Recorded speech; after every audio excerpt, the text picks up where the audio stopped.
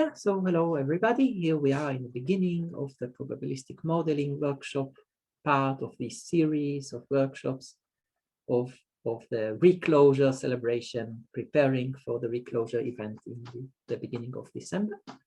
And we will talk about probabilistic modeling. It will be an intro to this topic, just trying to set the concepts and make things clear, hopefully. And we will practice a little bit of this method called Bayesian Inference, and hopefully maybe come up with a few ideas of how we can explore it further and maybe organize more workshops about that. And yeah, maybe I'll share my screen again, and please stop me anytime if you have anything to say or ask or comment. And so here we will share the screen.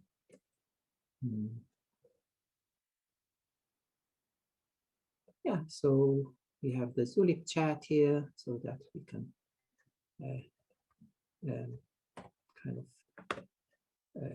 discuss things. And we have a certain namespace where we will explore some probabilistic ideas.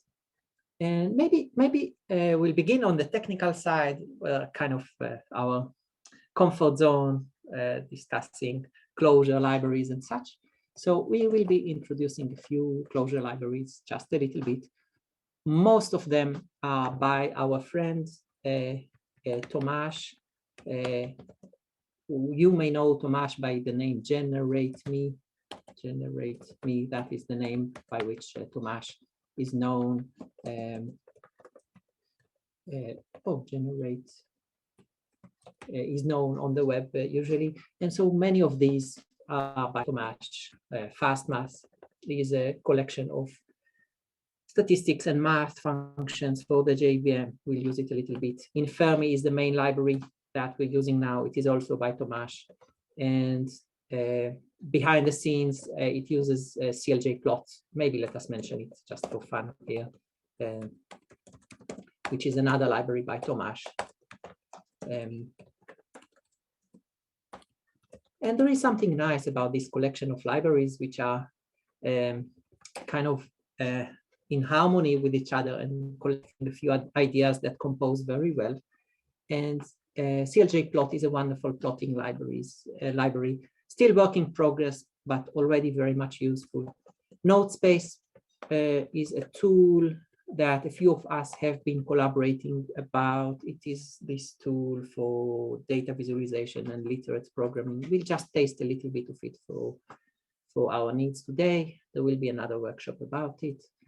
And all the other things are kind of related to workshops. For fitting distributions is another thing by Tomasz. And yeah, so you see, yeah, these are a few libraries we will be looking into. And just to get a taste of it, what we have here in the browser is the Namespace view. Oh, sorry for this. You see, we have a certain view of our namespace where we can see the code and some markdown text. And also we'll see the code outputs if we like.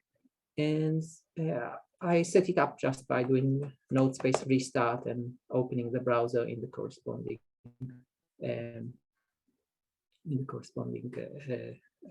port. And yeah, maybe I'll send a link to this repo if you like to try it out. So it is under the Clojure GitHub group. There is this repo for the November workshops. It is most empty, but already has this topic of today. Some workshop teachers will have their own repos, but this one is here. So maybe I'll send a link in the chat to this place. But maybe you shouldn't bother about it just at the moment. I think we can play together here, just so that you know you can find the code later. Yeah, any questions about this?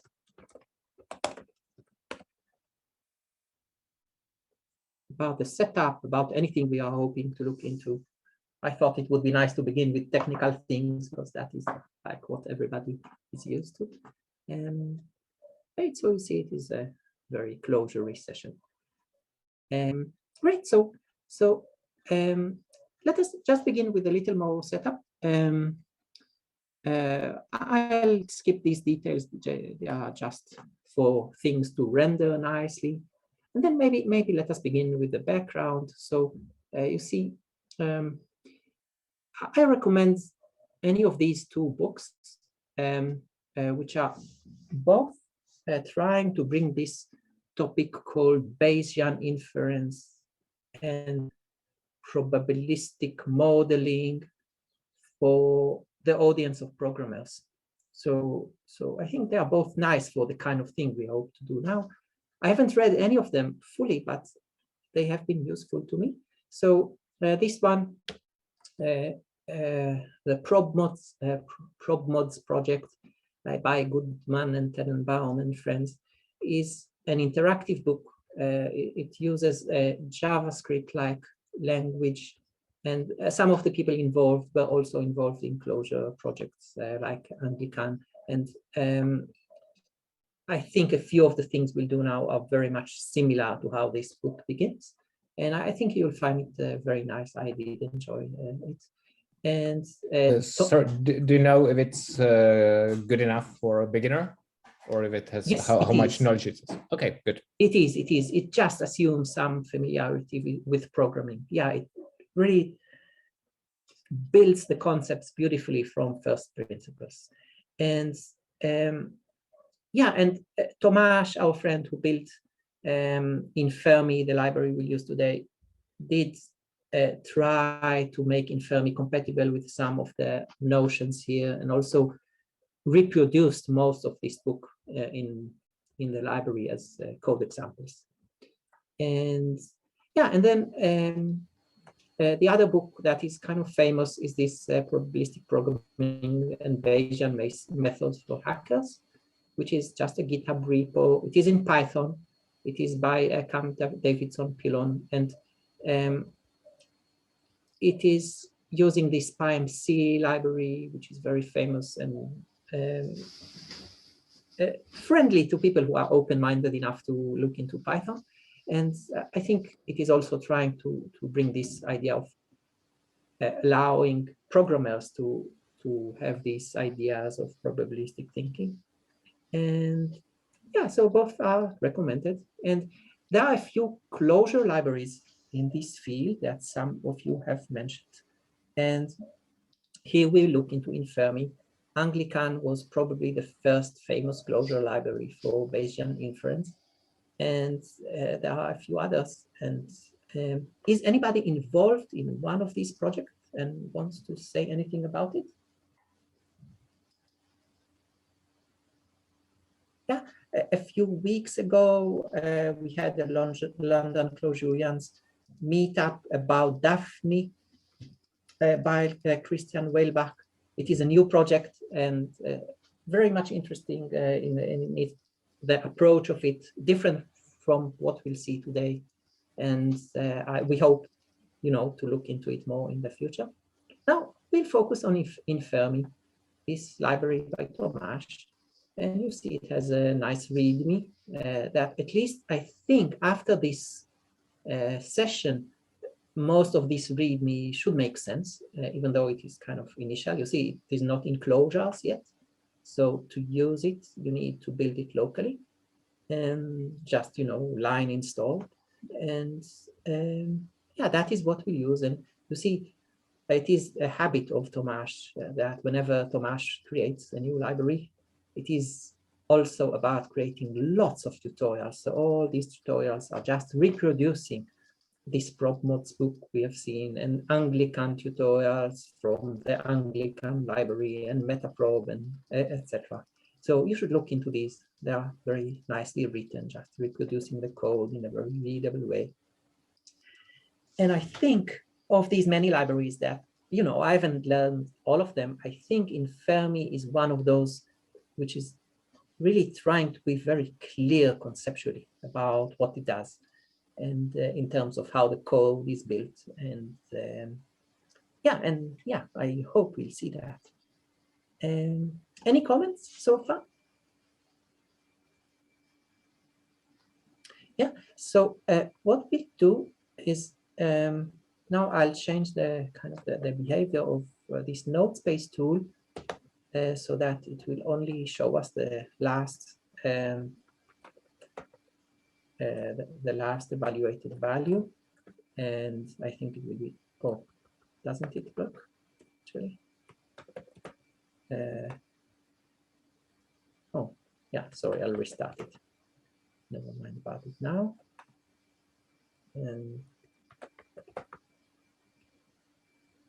Yeah, so it will just use it to see the last evaluated value that may sometimes be visual.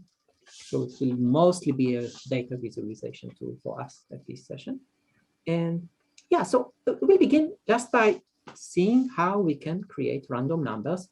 We'll use the FastMath library, and it is really absolutely not the only way to create random numbers in Clojure. Of course, these numbers are not, in a sense, they are not really random. They are pseudo-random in the sense where the randomness results from the state of the machine. And eventually, behind the scenes, it is only the computer doing things. And there is some stateful behavior behind the scenes that is creating this thing that feels like random numbers. So, for example, we have this frand function in FastMath. Or just a little question, could you please mute yourselves while not speaking? It will help a little bit.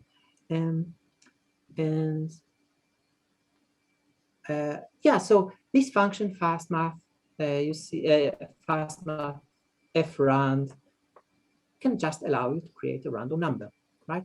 And what we're seeing is this situation where we're calling it again and again, and it returns different values. So something is stateful here, right? A bit confusing for functional programmers, but that is how it is, right? So yeah, maybe let us discuss this for a moment. Any thoughts about this behavior? Does anybody wish to say anything about this idea of pseudo randomness and or anything we have discussed so far?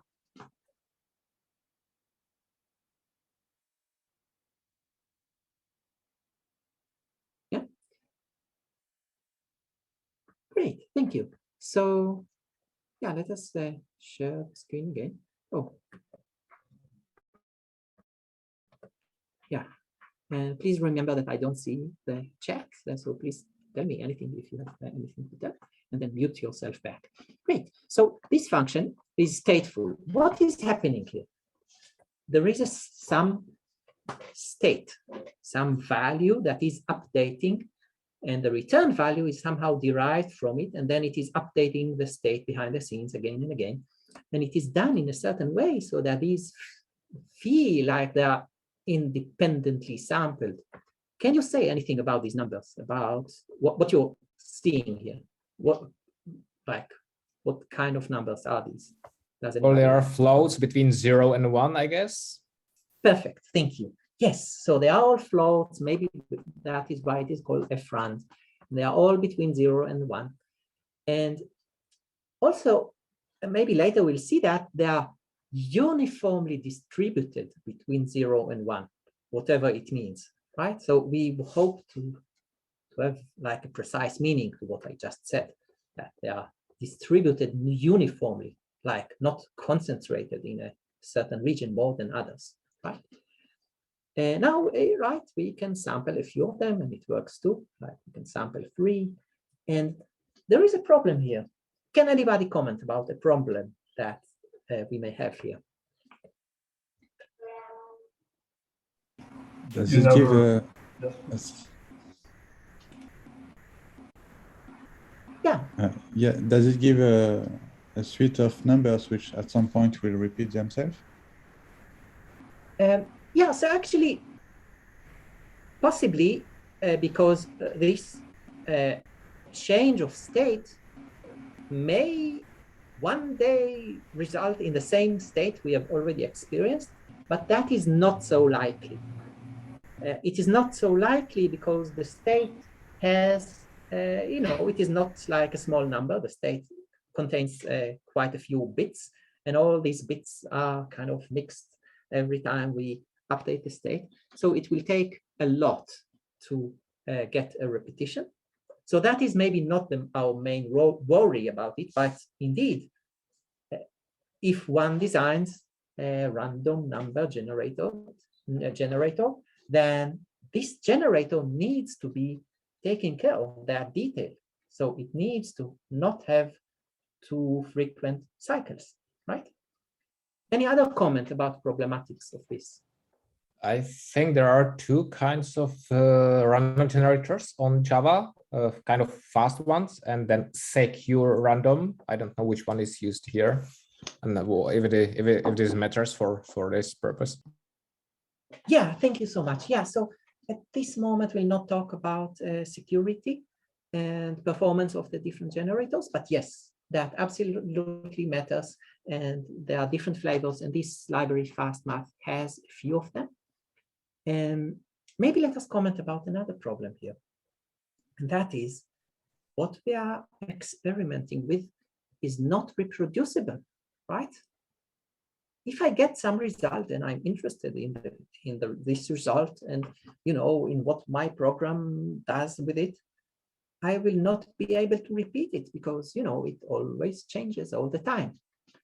Does it make sense that we're losing reproducibility here? Yes, probably what you are driving to, you want some kind of a seed for your program. Great, thank you so much. Yes, so that's the idea, that this stateful process that is going behind the scenes is something you can initialize by an initial value. That initial value is called the seed. And if you initialize it explicitly with a certain seed, you know you will get the same results whenever you do that. So here is an example like that in this little piece of code that you were kind of suggesting, I think. Here we are explicitly creating the random number generator. And you know, this API function has allows you to choose the method you use and also the seed, right? And then after we created the random number generator, we can sample from it. And now when we do it, we get the same number every time. Does it make sense? Absolutely. Yeah. Yes. Yeah, thank you. And yeah, here we can sample 3 of them and you see they are all the same. Great. So that's about... Oh, sorry. Is there a way to set the seed for the random number generator used in the global scope? Yeah, always in a let. Yeah, I don't remember how, but maybe it is a good idea to jump into the random namespace in FastMath and see. So let us jump to definition, and here we are in the random namespace in FastMath, which is so beautifully documented. And yeah, so you see, it does encourage this way of picking a random number generator, but yeah, let us see if there is any way. I think that if you want, you can simply wrap it and then force it to, well, then you can probably use that same created one later if you want, but it may not be. Right, that makes sense. Let us do it. Yes, beautiful. So if we don't find this API function that we want, let us actually do that. So yeah, right, I'm looking for some state here. Is there any atom here? No. So even if we don't find this function at the moment, right, we could do it ourselves. Let us do what you suggested, I think, right? So we can like define an atom. Let us call it RNG, and let us initialize it as we did here, right? So here we have this state that holds the random number generator for us. And now we can use it, right? We can say random, f random, using this dereferenced atom, right? And we get a number, and then we use it again, and we get a new number, right? Because the state is changing, and again, and we get a new number, right? So it works. And try that once. oh, thank you so much. Yes, perfect. Yeah, so if we use def once, then next time we evaluate the whole namespace, this will not be redefined, and we will get different results. And it might be what we want, right? Depends on our applications, right? Yeah, anyway, it's nice to have that too. Great. Does it need to be an atom, or would just a var do it? Oh, right, you're so right. Well, thank you. That makes sense. Yeah, maybe let's call it RNG1, not to confuse with the others. Yeah, there was no use of the atom here. You're so right, thanks. We were not replacing it at any time, right? So, not atom, thank you. So same numbers we saw before. Perfect, thank you so much. Yeah. Any thoughts about it, or should we continue? Yeah, so let us now move to a very different topic, and that is probability theory. And what we'll try now to do is to kind of set the notions, some of the notions of probability theory, really the words that probabilists use to talk, and see how they fit in a functional programming setup. And eventually we'll not need all the careful details we'll practice in the coming few moments, but I think it helps to see the concepts this way. So let us try, right? So there is something called probability space. And the idea in probability theory is that any probabilistic setup you may be thinking about is, it begins with a certain space of all the options we have. And we imagine picking by random from these options, right? So it is usually called omega, a big omega letter. So let us call it like that way. And so that will be our space. Essentially, it is a set. I could make it clear as a Clojure set, but it was not needed for now. And so you see, it is just a set of things. In this case, they are numbers, right? But they don't have to be, right? So that is omega, just a set of numbers. Yeah, let us make it a set actually, right? So the order doesn't matter, right? So it is a set of numbers. It could be a set of anything. It is an abstract thing. It could be infinite in probability theory, but for our examples, it is nice to have it finite so that we can play with it. So that is the space of all possibilities that could happen, right? Now, then we are talking about an event. An event is a subset of the probability space. Right, so all the options could be all the things I could be doing tomorrow. An event is saying I will be taking part in 3 workshops tomorrow. Right, that is an event. Does it make sense? Yeah, so here we are defining an event as a subset of our space. Let us make sure it is a set just for clarity, right? So I'm defining odd, right? So, all right, we can see what is the count of elements of our space. What would that be? 1000, right? And what would be the count of element in our event? All the elements in our space such that 3 times the element is less than 1000. how many would they be?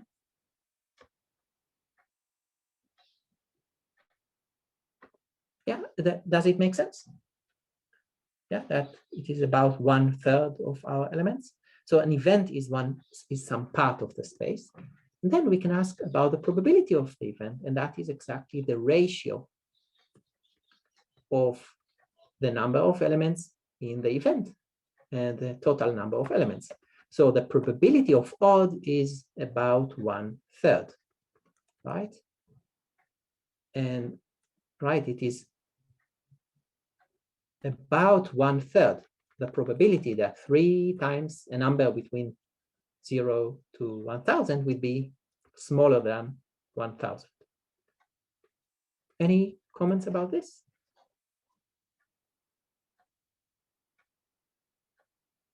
Yeah, great. So that is a probability space, and that is an event. And then there is something called a random variable. What is that? It is a function. It is a function that is defined over our space. So for example, we could define this multiplication function, right? Or just for fun, we have in FastMath, we have this SQ function for squaring a number, right? So right, we can ask what is x at this element of our space, and it says, okay, yeah, that is this number squared. So a random variable is a function from our space to numbers. So for every possible option in our space, it would give us a number. Does it make sense? Right? A function from the probability space to numbers. That is a random variable. Yeah. And so we define a few of them. So x here was defined like by basic arithmetic with the element of our space, but we could also use our element of our space as the seed for a random number generator. In our situation, it will be quite useful, I think, right? So here we define y. What are we doing? We are initializing a random number generator and asking for a random number between 0 and 1, right? So let us take a few elements of y, right? So we get a few, right? And if I try again, I get, yeah, it is just the same. You see, I'm just mapping my random variable over the probability space. And these are just the first 3. Does it make sense? So it is a way to get numbers from our probability space. And here we were lucky to get these numbers in a way where they are distributed by a certain distribution. And I know we haven't said what that means, but we're experiencing that we built it in a way that it has certain properties like covering this interval between 0 and 1, right? Let us take more of these, right? So, right? So maybe let us just do another thing, just use another distribution, another way of creating random numbers, the Gaussian distribution, right? So we get other numbers that could be negative, for example.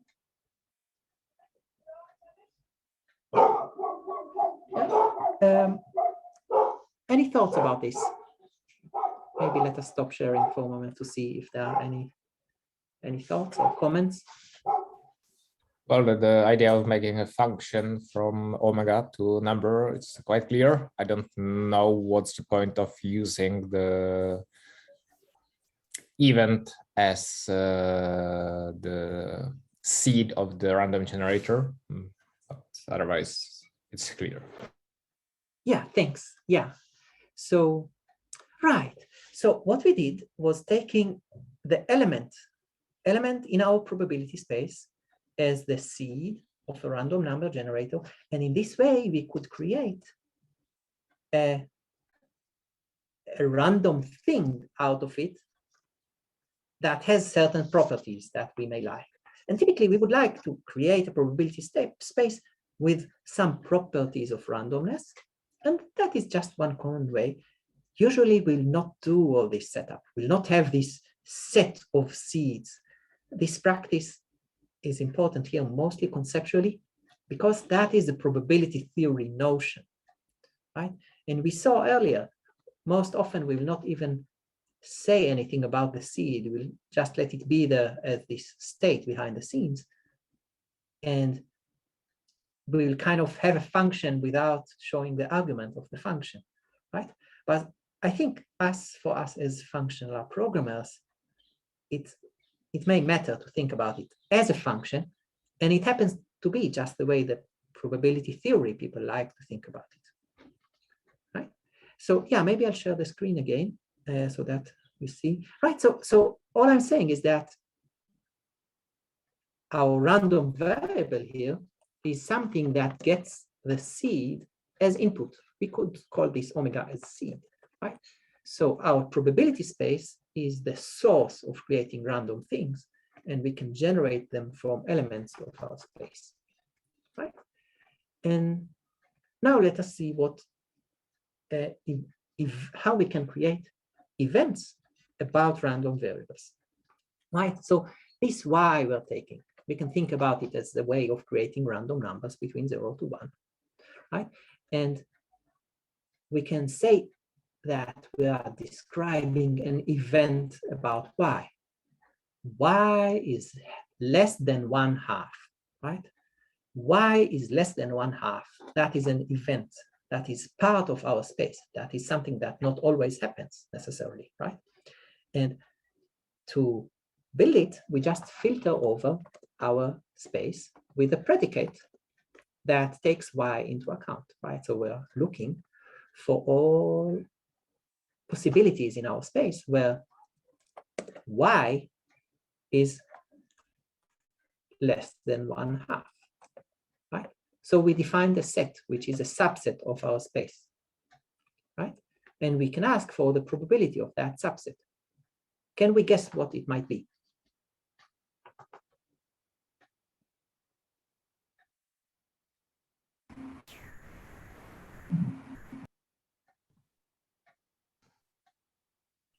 %, I guess. Yes, thank you so much. Or at least, approximately, right?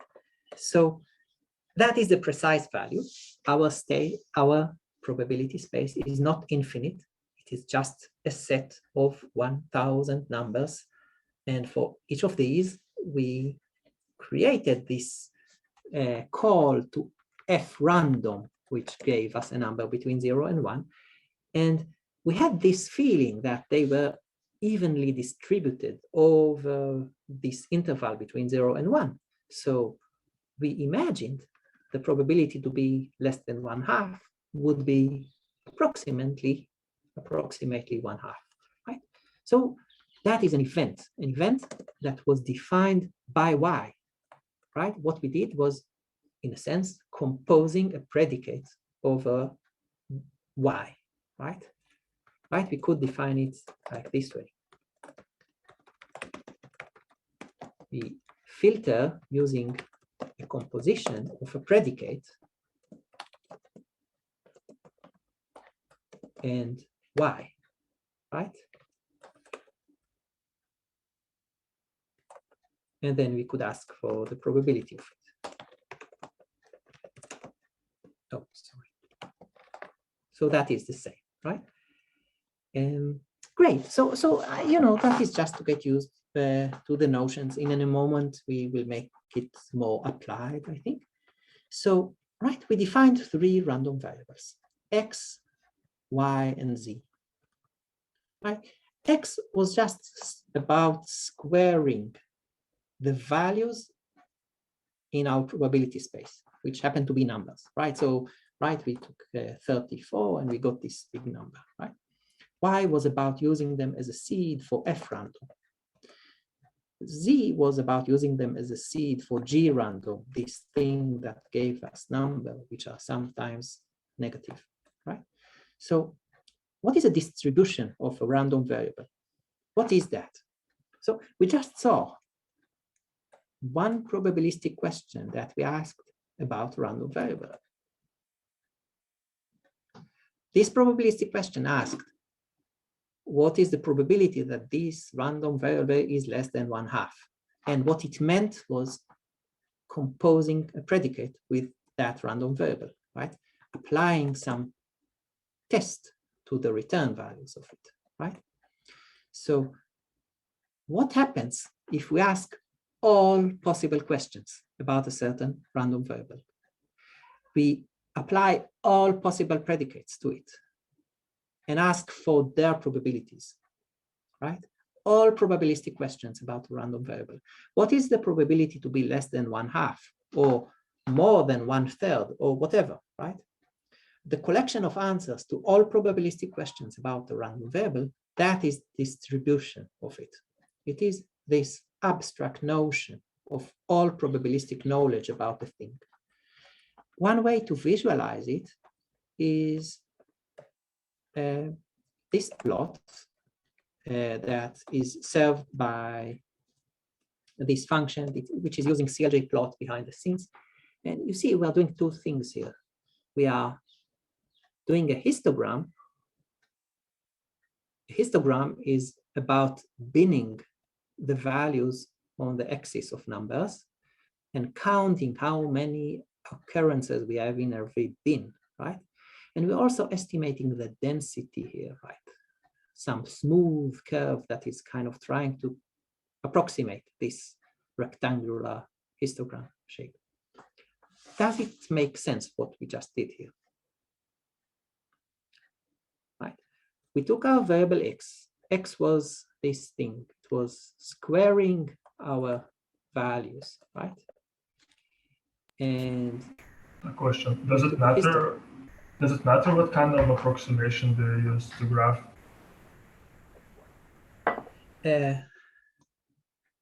Yes, it does. Yes, it does. And we will not go into these details so much in this session.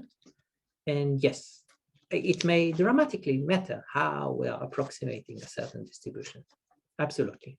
Thank you. That was important. Right. And here, we were just trying to get a visual notion. And this visual notion does help us in asking probabilistic questions about our variable. So for example, I could ask, what is the probability that x is more than 200,000, right? So to answer this probabilistic question, I would take the relative area under the curve, right? So everything that is more than 2, am I confused by the number of zeros? Yeah, 200,000, everything more than that would be the area I should take. And I will divide it by the whole area. And that will give me a sense of an approximation of this probabilistic question about x, right? So yeah, we'll not dive into it so much, but is this notion of distribution, is it clear? What is a distribution? Would anybody like to say?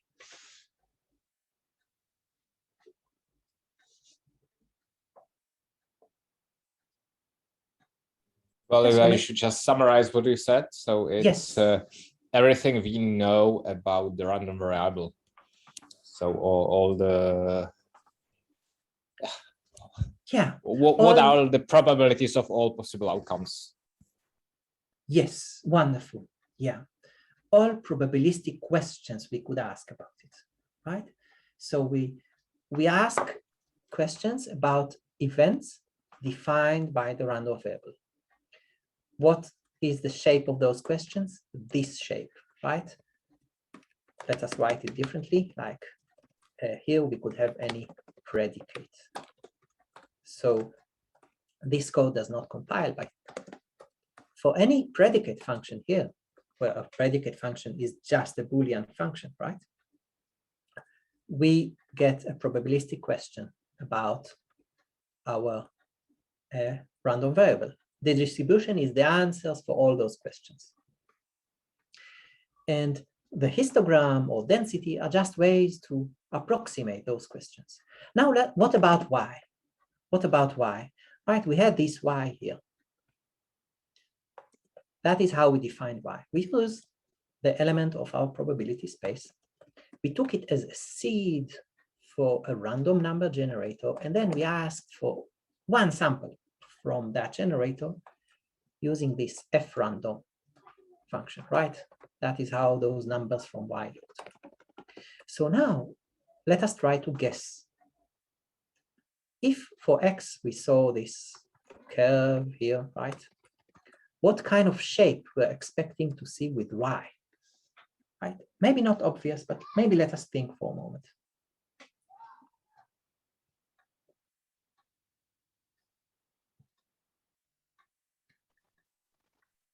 Well, if it's uniform, it should just be a dead flat space, right? Yeah, beautiful. Thank you so much.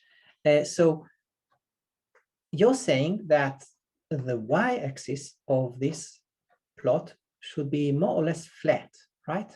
And what would be the range of numbers in the x-axis? Should be on 0 and 1.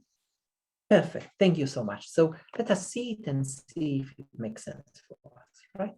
So again, it is not as perfect as we hoped, simply because, you know, it is not an infinite probability space. It is just some pseudo-random thing being created by 1,000 cases, right?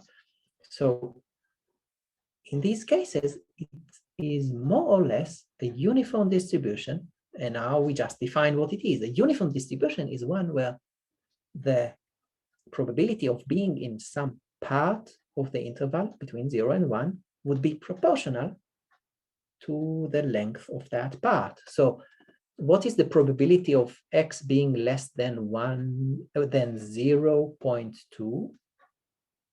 The probability of x being less than 0.2 would be 0.2 approximately, right? Because that is the relative length, the proportion of this interval from the whole interval. And if in the general case, we said we would use proportionals of areas, like those areas under the curve. Here, we just use proportions of length because the graph is flat, more or less. Is it good? Yeah, and it is not precisely flat, right? It is just a sample of 1,000 elements, of course, right? But we see the distribution of y visually, like, right? It is evenly distributed over all these intervals. Any comments about this? Yeah, and maybe then, just for fun, what would be the distribution of y squared?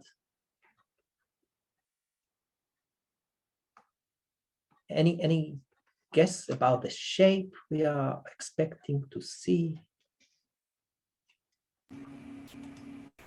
Maybe it should go something like that. Upwards trending, maybe logarithmic, not sure. Could you explain again?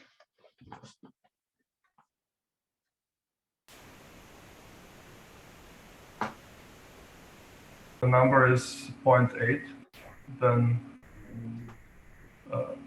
no, actually it should be from 0 to something, from 0 to 1, and it should be a curve, maybe like this. Yeah, thank you so much. Great. Yeah, so we have this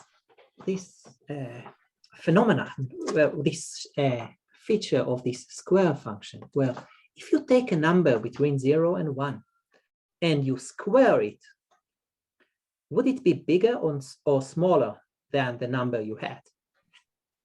Smaller. Yes, right? So this function will make things smaller. It will kind of move the weight to the left, right? So the distribution is now, it lost the symmetry in a sense, right? And I think that is what you were saying was about to happen, right?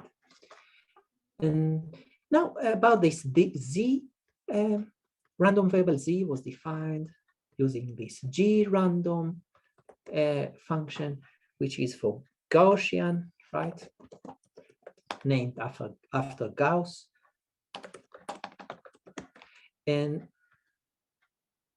this Z, we saw that it had some negative numbers, right? And it happens to have this very famous shape of the bell shape, normal distribution, as it is called.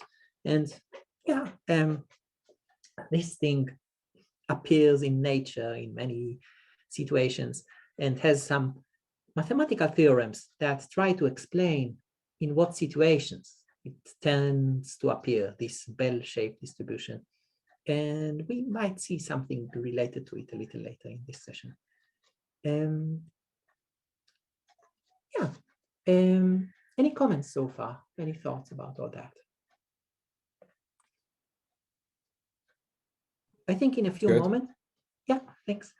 We will take a break in a few moments. I'm just checking the chat. No comments. Oh, this chat. Oh, yeah. Great. So I think we'll just continue a little bit and then take a short break and then continue. So I'll share the screen again. And yeah, and here we are. So what is conditional probability? So there are quite a few notions which are related to conditioning, and they might be a bit confusing, but we'll get a little taste of them that matters for our session. And here is an example.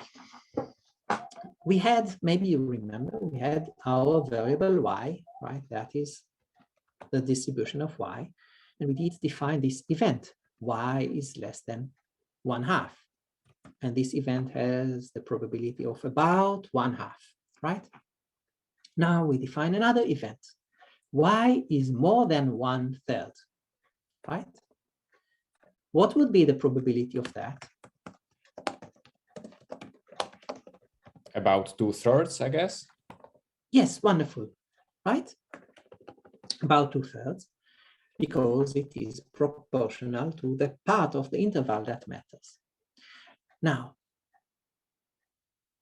what if we want to ask, what is the probability that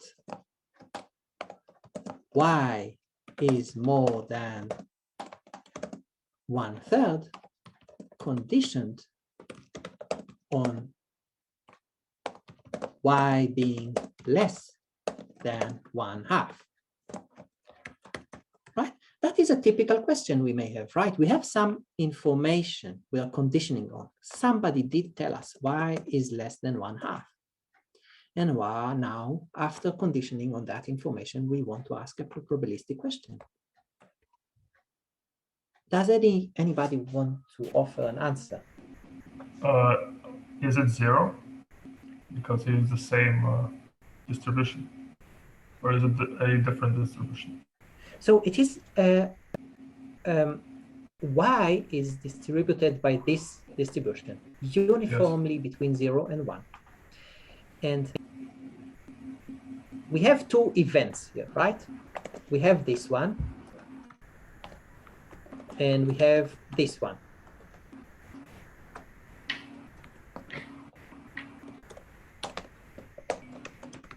Right?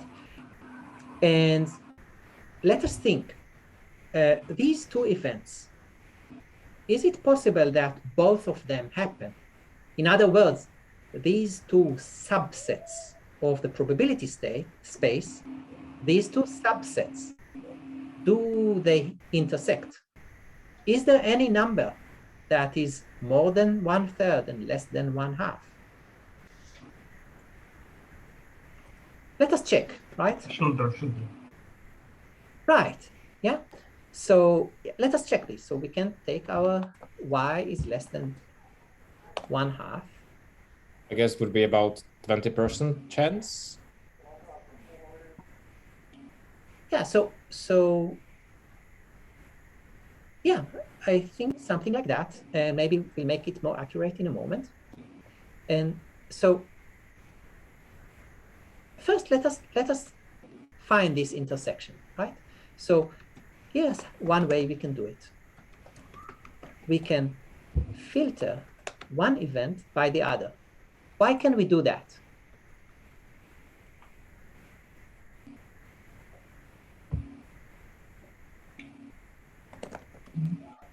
Because the combination of the two is when both of them are true. So Yes. It makes sense to only select with first criteria and then select on the result with the second criteria. Yes, thank you so much. And yeah, let us remember, these are sets. These are closure sets. Sets are functions. So they could be used as the predicate in filtering, right?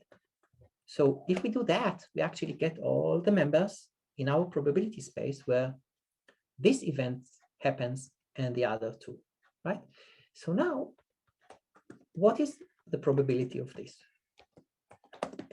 How big should it be? What do you expect to see here?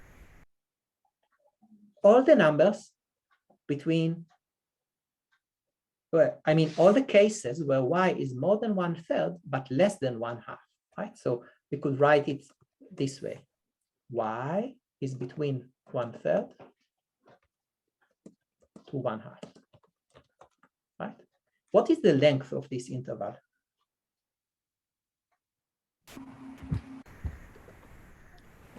You could change the thirds, well, multiply everything by a common divisor, and then you would know. So it should be 1/6. Fantastic. Yes, fantastic. Right. So that is the length of this interval. So that would be the probability of this event because y is uniformly distributed, right? So it is about 1/6, right? Now, what is conditioning, right? We want to ask this question. What is the probability that y is more than 1/3 conditioned on y being less than 1/2? The notion of conditioning means it is like taking this thing we're conditioning on and making that into our whole probability space. We need that to have probability 1, and every subset of it will have some probability between 0 and 1, right? So what we're doing is this ratio. We are taking this probability of intersection and dividing by the probability of our new whole space, right? So 1/3, about 1/3, that is the probability that y is more than 1/3 conditioned on y being less than 1/2. So that is the notion of conditional probability. And now there is another notion, conditional distribution, right? We can take our space and filter by some predicate to get some subspace, right? And we can see what happens to our y. What histogram do you expect to see when we do that?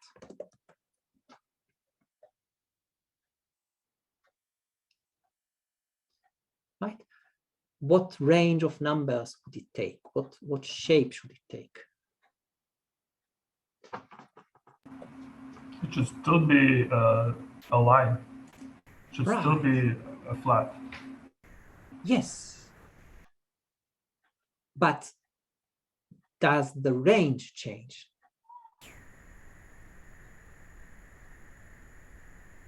To 1/2. Yes, exactly. Right?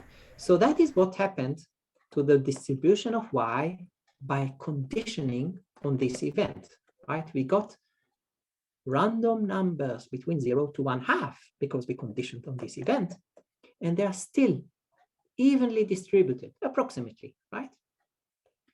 So that is the notion of conditional distribution. What happens to the distribution of a random variable when we limit ourselves to a subset of the probability space, right? So what we did till now was just an attempt to just play with the basic notions of probability theory, probability space, random variable, event, distribution, conditioning, and see how we see them through map and filter and set and all that.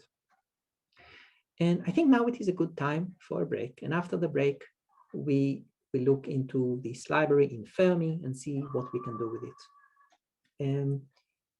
Does anybody have any comment before the break, before we take a few minutes out? I have a question.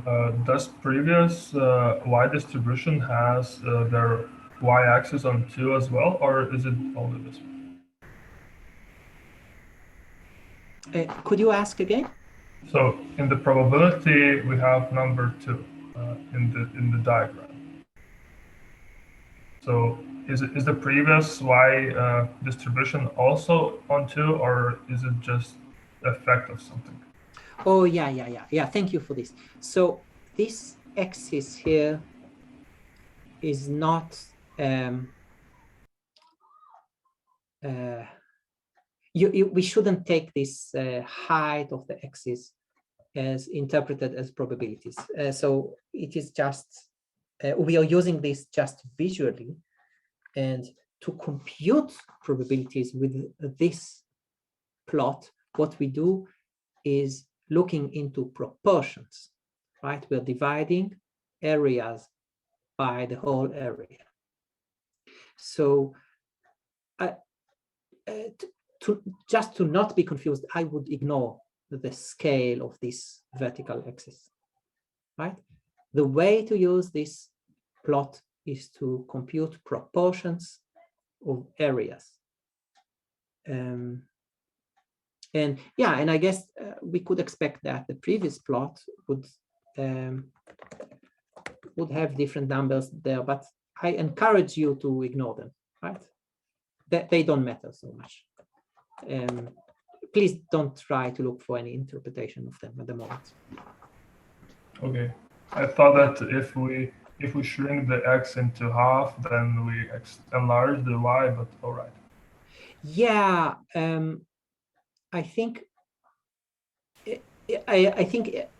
to see these notions, we need to talk about density, and it will require us some more care. And you see, I think we should ignore it at the moment because it will be a bit confusing. But thank you. Maybe another time we should look more into these plotting functions and see exactly what they do. But I think not today. But you're right that we should care about these details.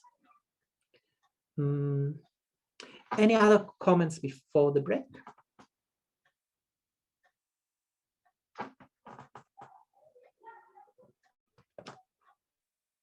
Perfect. Thank you so much. So I think we could take 10 minutes and then continue for about 40 minutes or so.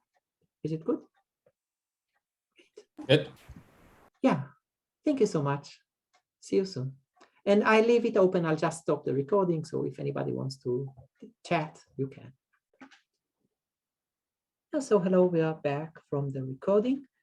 And what we have been looking into was basic probability theory, just seeing the notions. And we were using mostly fast math and CLJplot, these two libraries by Tomasz. Now we will get into using Inferme. So let us share again, and here we are, and yeah, so right.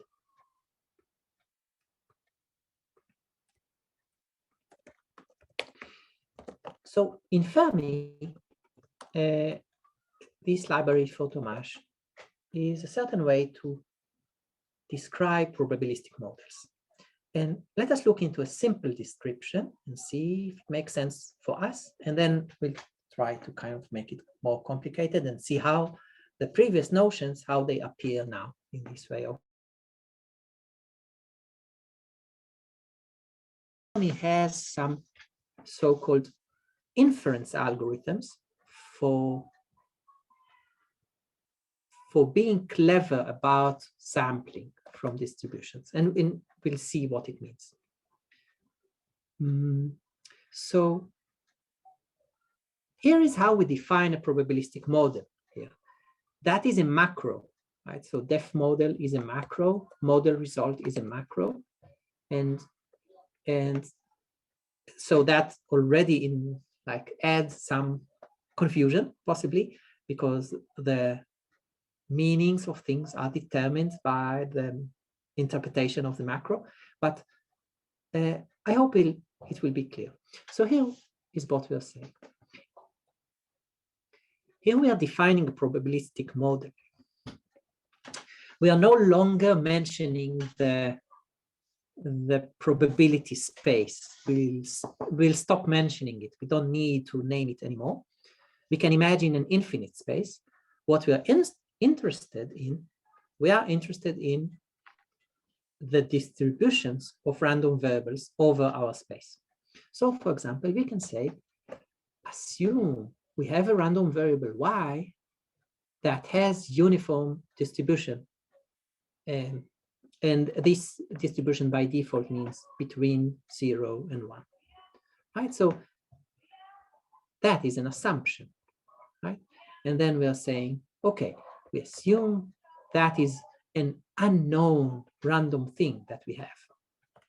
And now we condition on that unknown being less than 1/2, and then we want to sample some functions of this, like, for example, the square of y. So you see, so far, it is a different language to describe things we have been seeing. Is it okay? Any thoughts about this?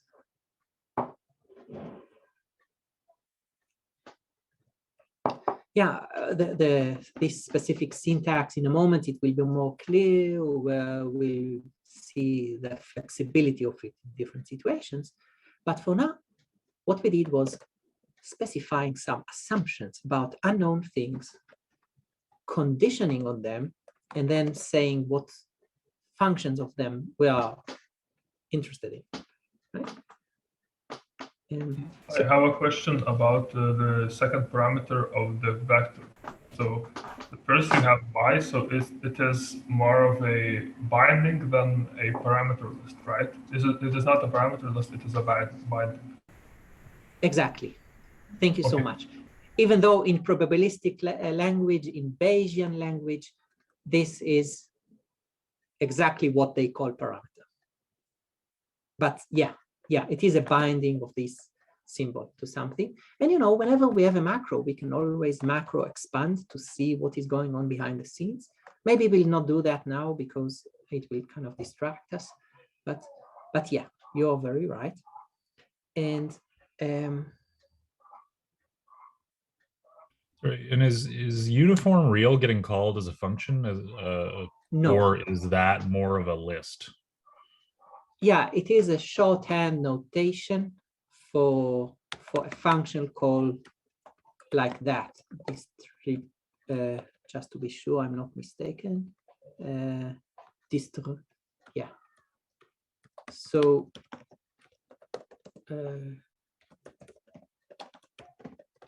that is a function call that returns a certain value that is considered a distribution, actually a Java object, right? And without the distro symbol, it is just shorthand notation for the same thing. Oh, okay. So we can think of it as a function call, although the macro is going to mess with execution order and as to when that's actually called. Exactly. That wonderful, beautiful explanation. Also, why do you have a name for the model if you contain a bindings in it? So, for example, if I want to, I'm trying to compare this syntax to let and to function, but right. It has both. Yes, that is confusing. Wonderful. Yeah, that makes sense. And I think Tomasz, who wrote this, will like this comment. Yeah, so let us actually see what this does, right? So we can not that it's bad, or it's just, why do then I need to name it? define a variable. Right, right. Yes, yes. So it is confusing, like maybe a little bit breaking the convention. So let us do macro expand to see what this macro does with this expression. So here is the macro expansion. So you see, oh, sorry. So it simply does something. Yes, yeah. It was doing kind of two things at the same time. First, it was just doing def. And the second thing was calling something called make model, which is a macro itself. And that macro has this let's kind binding syntax, right? Okay, now it's all right. Okay. Yeah, so maybe actually this writing maybe is a bit more clear for us, right? We could use it, right? Great. Yeah, and that other thing, make model, if we expand that, that will be more. That will actually be non-trivial in terms of what is going on here, right? So a lot is going on, and we will not look into it now, even though it is very interesting, right? So we just defined the model. And now we can say, okay, let us please infer from our model about some of our unknown things.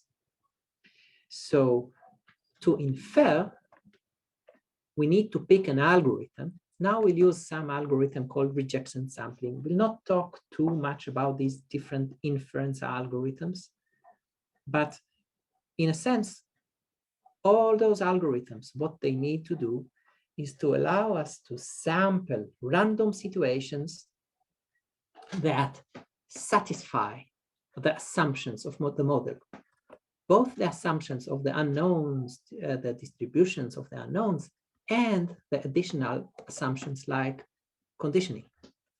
And later we'll see there is another similar thing called observations, right? So this thing, infer rejection sampling model 1, is just creating many, many samples of different situations that satisfy the assumptions of the model as a whole. And yeah, let us actually see these results. I'm using here delay just because I don't want it to slow down the evaluation of the whole namespace. So does anybody want to explain what delay is in Clojure?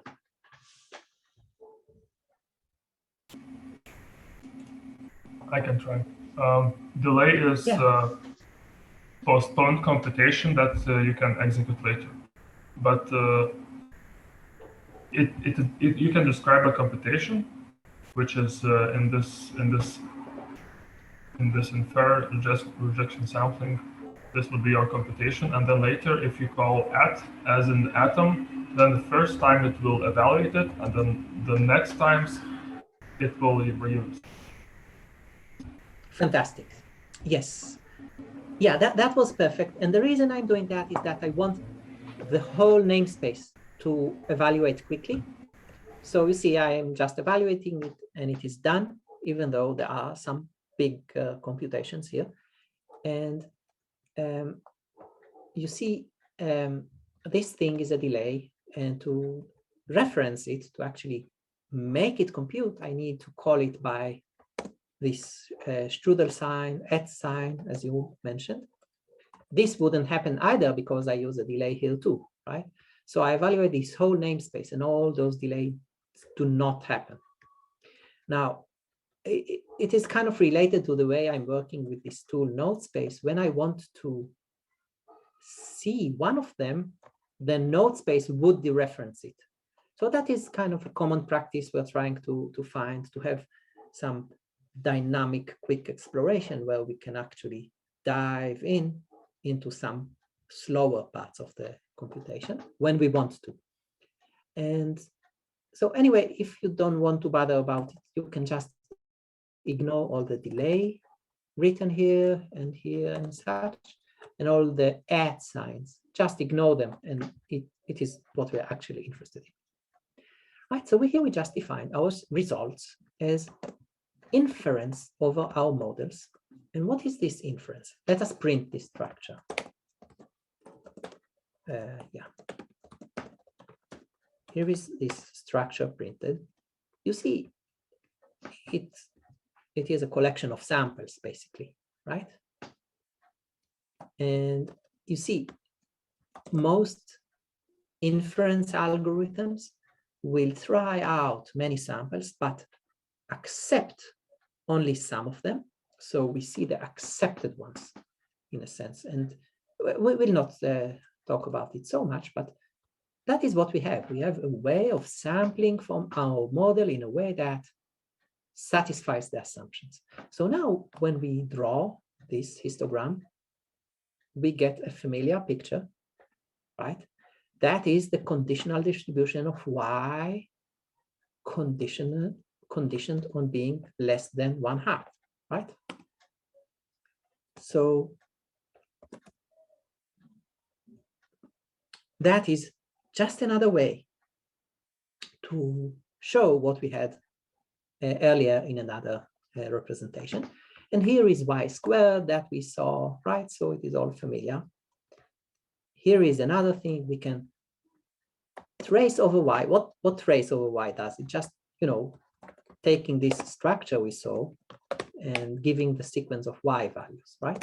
So we can trace over y. We can ask for every case of y, is it more than 1/3? And we can count the frequencies of this. Right? So we see that in 1/3 of the cases, it was more than 1/3, right? And just for fun, we can also plot it.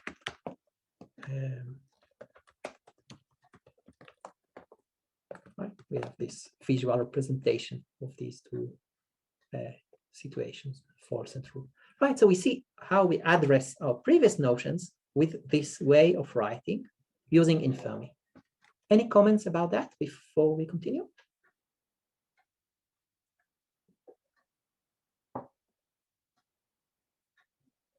Great. Yeah, so now about the binomial distribution. Does anybody want to say what a binomial distribution is?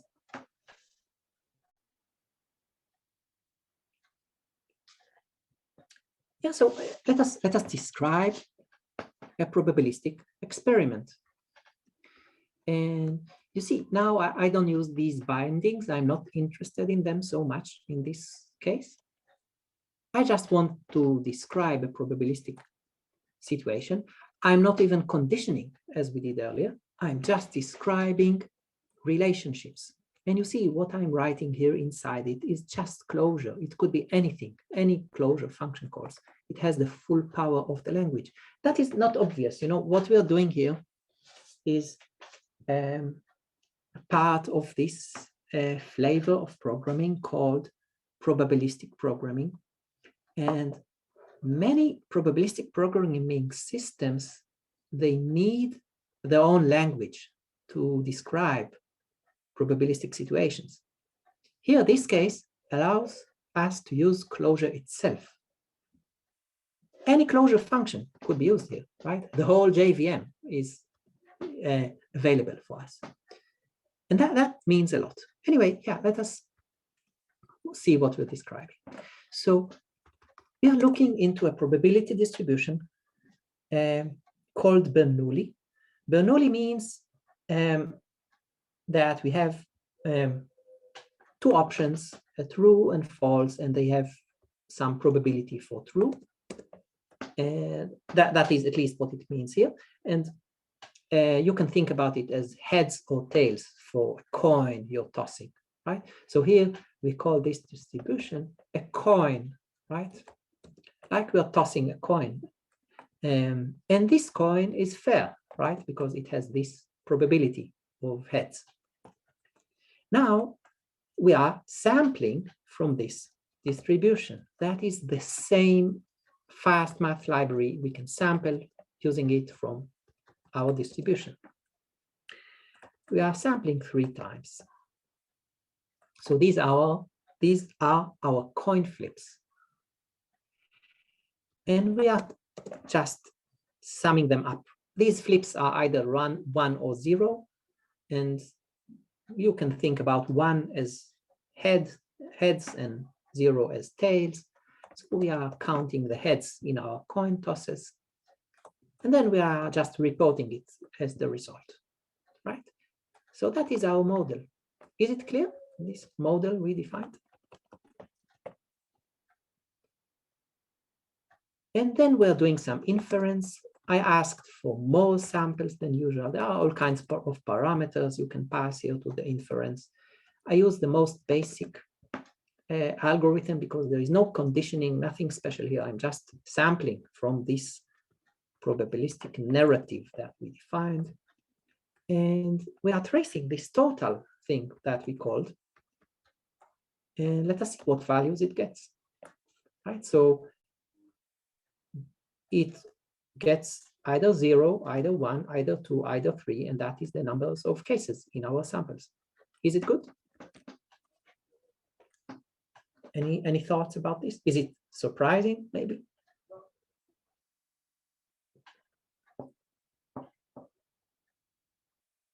Right, maybe just another way to look into it is, right? So that is, these are the proportions, right? We see that having 2 heads is more likely than having 3 heads in our coin tosses of a fair coin. Not only more likely, but 2 times more likely. Or even 3 times, I Well, think. if you multiply them 3 times, if you add them 2 times. Yes, Because thank you so much. Yes, absolutely. Absolutely, thanks. Right.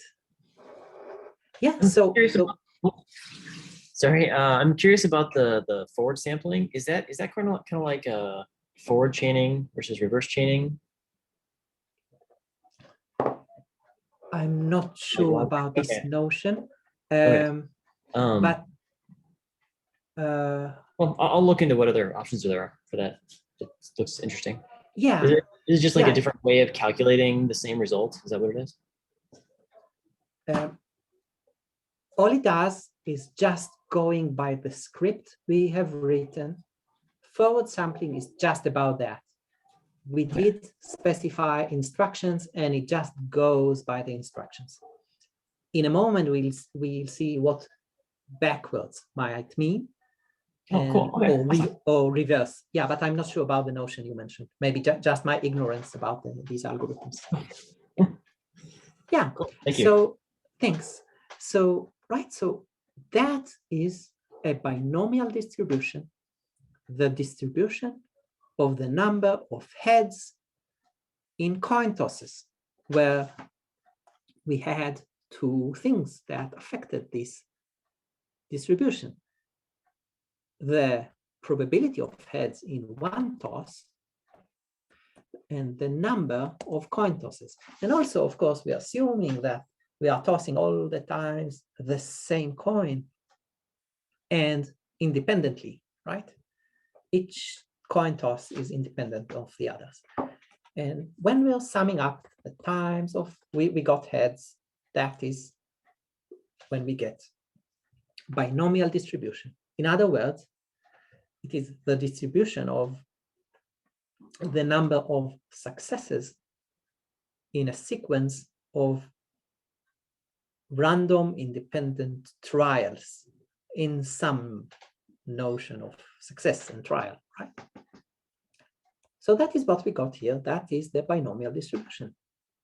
Now we can write it more easily because our library has a binomial distribution as one of its notions. Let us just see that it works. So we define it like that, and we can sample, and we get similar frequencies. Oh, maybe let us plot it. Right? So that is the binomial distribution of these parameters. 3 trials and probability 1/2. Now, let us assume we have some data and we actually want to do some inference. So somebody tells us we have a coin and we did like 5 trials, 5 times tossing this coin, and it was heads 2 times and tails 3 times, I guess. Yeah, 3, right? And we want to learn about this coin. Now, that is right. We're assuming that this coin has this property we called P, right? This number that says that is how likely it is to get heads, right? And we want to learn about that number. And then the Bayesian approach says that is this probabilistic inference approach called after Bayes. It says, okay, you have something unknown called P. So this unknown thing, call it a parameter,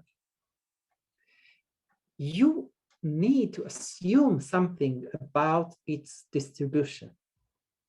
That is what being Bayesian means. It means if there is anything unknown, we need to assume something about its distribution. We wouldn't just say we don't know. We say we don't know, but we assume it is distributed uniformly between 0 and 1, for example, as we do here, right, in a moment. Right, so that is the Bayesian approach.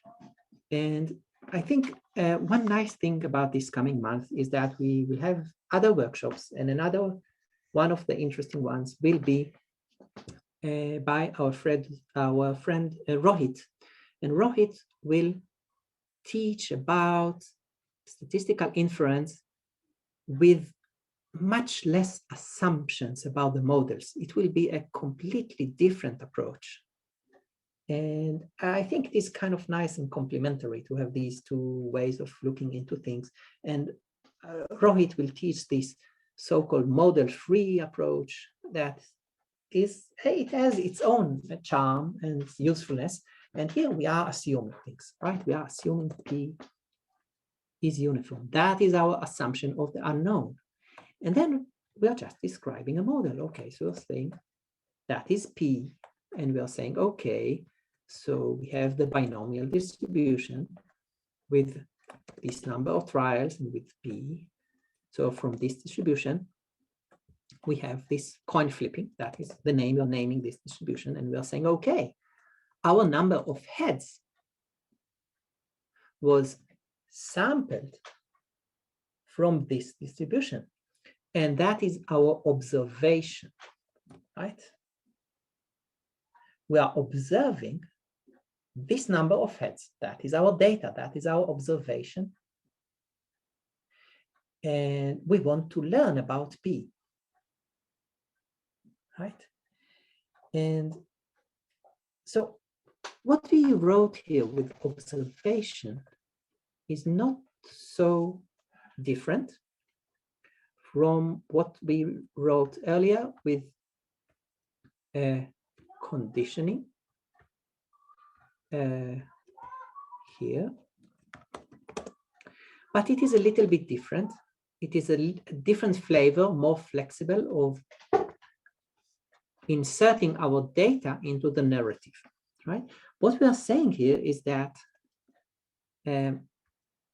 we're interested in these scenarios, and we are saying this number of heads, it is somehow related to P, but in a random way by this coin flipping distribution. And we are interested in seeing how these scenarios are distributed. We want to ask, for example, about P. If we add these observations that we got this number of heads, what could we learn about P? And that is what we may consider like backwards or reverse computation, right? Earlier, when we did this, for example, or this model, we began with our unknowns and just computed forward and took all the cases where that did match the condition, of course, but we just defined this narrative of how things compute. And that was very clear here, where we even did not condition on anything. We just have a certain narrative and we go by that narrative. Here, when we are adding these observations, we are putting our data here and inferring backwards over P, so to speak. What it means is that we are limiting the way we are sampling from this distribution. We are adjusting it to match our whole assumptions, including our data. We use a certain algorithm called Metropolis Hastings to sample in a way that satisfies this whole scenario. We will not explain what it is at the moment, and for today at all.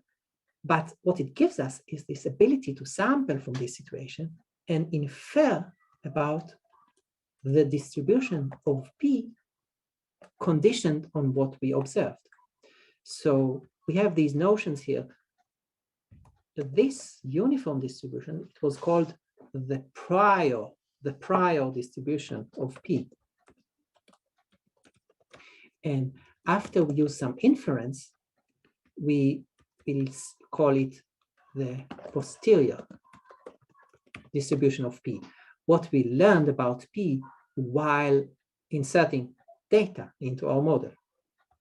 So we run this model, and there are some diagnostics to run over it, and maybe that is worth looking into. You see, this plot represents how our samples are related to each other, because this Metropolis Hastings algorithm, it goes by some Markov chain Monte Carlo algorithm, as it is called. It is gradually changing the values of parameters and has some travel throughout the space of the values. And this travel might have some dependencies of the values, and that is why we do this thinning. If we don't do this thinning, then we get samples which are a little bit correlated. So maybe let us look into it. So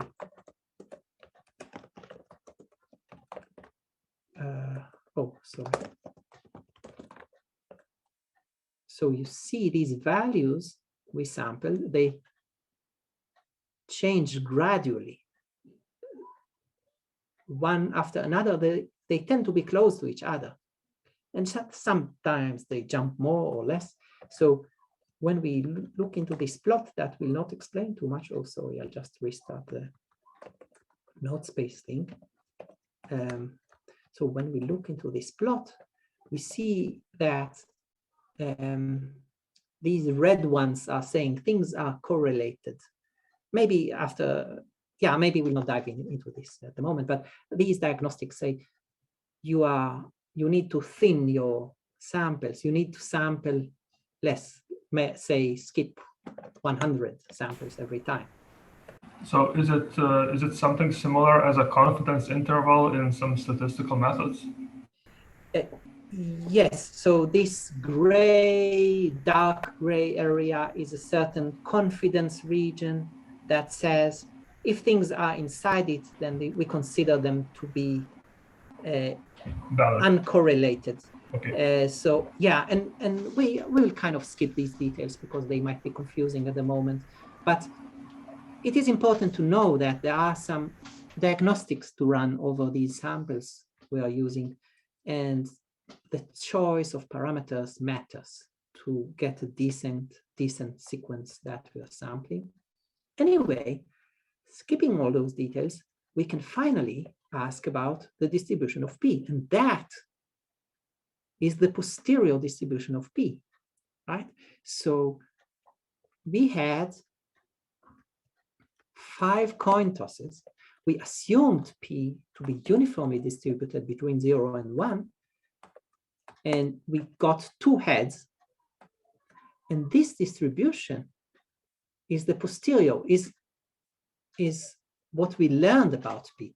We didn't learn that P is any certain number, but we can assume it is somewhere in this range, right?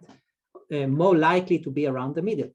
And 2 things affected this inference, right? One was the data, the number of heads. And the other was our assumption of uniform distribution. And that is important to have these 2 things affecting, I think, at least by the Bayesian approach, because sometimes, you have very little amounts of data, and you don't want to only use your data to infer something. You want to kind of use your prior knowledge to kind of soften the effect of the very little data that you have. And that is what this approach does.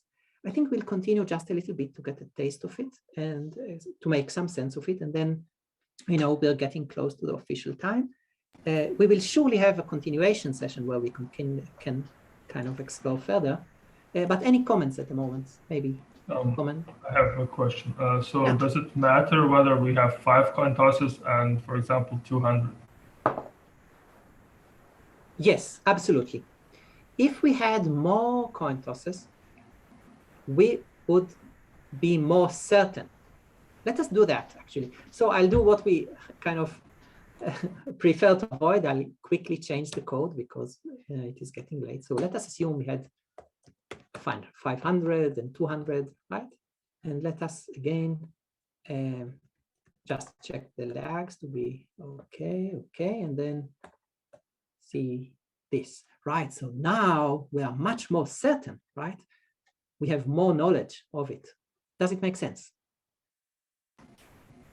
So if it's more near one number, then this is basically our probability.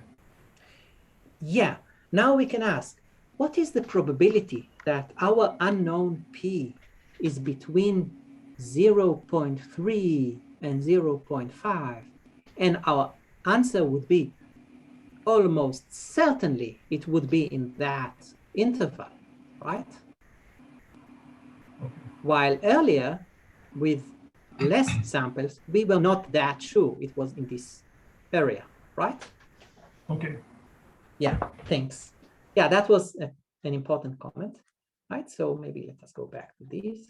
And great. So that is what we had earlier. Now, what is this shape we got? What are we seeing? This shape tends to be very close to a distribution called beta distribution, which is actually a family of distributions. And we have 2 parameters which are kind of determining what kind of beta we have in our family. And we can estimate it, and we get that our 2 parameters of the beta distribution, which are themselves called alpha and beta, they are roughly 3 and 4. So what was happening here, right? We had 2 heads and 3 tails, and our posterior beta was with about 3 and 4 as the parameters. So these beta distributions, we'll not talk about them a lot, but they are very, very useful in thinking about coin tosses and situations of these kinds, about the P, the unknown P of a binomial distribution. And intuitively, you can think about the beta distribution, for example, beta with alpha 10 and beta 10. You can think about it as if that is your prior knowledge about this coin. Even before seeing any data about those coin tosses, you imagine you knew about past coin tosses that were 10 and 10, 10 heads and 10 tails. And then you're saying, let us use this prior knowledge as our assumption of our unknown P, and then infer P. So if we use this beta distribution here as the assumption, then we get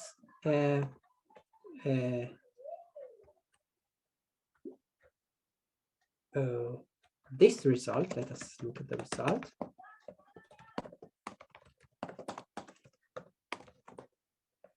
So that is our posterior in this case. And it turns out this posterior is another beta. So that is maybe the kind of fun idea here. If your prior is beta and you're adding some binomial observations, then your posterior would be beta 2. And this relationship between beta and binomial is a certain property called conjugate prior, some relationship between distributions. And you can look it up, and there are many interesting relationships between these families of distributions. And here with beta, it is like this intuitive notion. It is like our prior knowledge of imaginary past coin tosses. And now if we are adding 5 coin tosses, 2 heads and 3 tails, we are expecting our distribution to be a beta of 13 and 12, because we are just adding to these parameters. That is how it works by theory, right? And so, right, we can now, instead of this model, where we actually had this Metropolis Hastings algorithm for inference and kind of sampled from it to get this approximation, we could go by theory and say, okay, we don't need to sample anything. We just add up our heads and tails to these alpha and beta and sample from that. And then we get another shape, and we can compare these 2 shapes, and you see they are the same.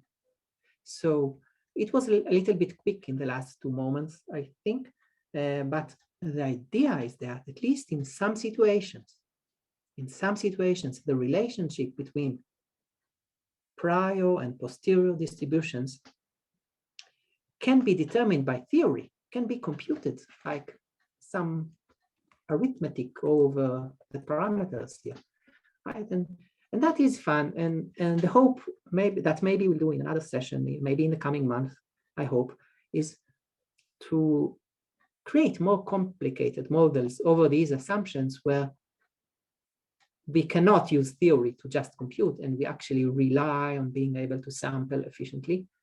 But I guess we'll not get there today. So we got just to the official time, and I guess if anybody wants, we can stay and chat a little bit. And I'm still recording, and I guess if anybody wants to say or ask anything before we end the recording, then that is a good time. And then afterwards, we can stay and chat a little more. Any thoughts or comments? Yeah, mainly just a big thank you. This cleared some stuff up for me and confirmed some of my suspicions about probabilistic programming. So thank you very much. Oh, thank you so much. Yeah, thank you very much as well. Yeah, likewise. Thanks. Yeah. So maybe after we end the recording, we could think about a future session and how it could be useful. And yeah, we'll talk about it in a moment. Great. So if there isn't any other comment, then I'll end the recording and say goodbye, and also invite you to the 3 workshops we have tomorrow. And so that is the end of this formal session. Yeah, and we'll stick around. Oh, some people need to leave. I see. Thank you so much. So goodbye.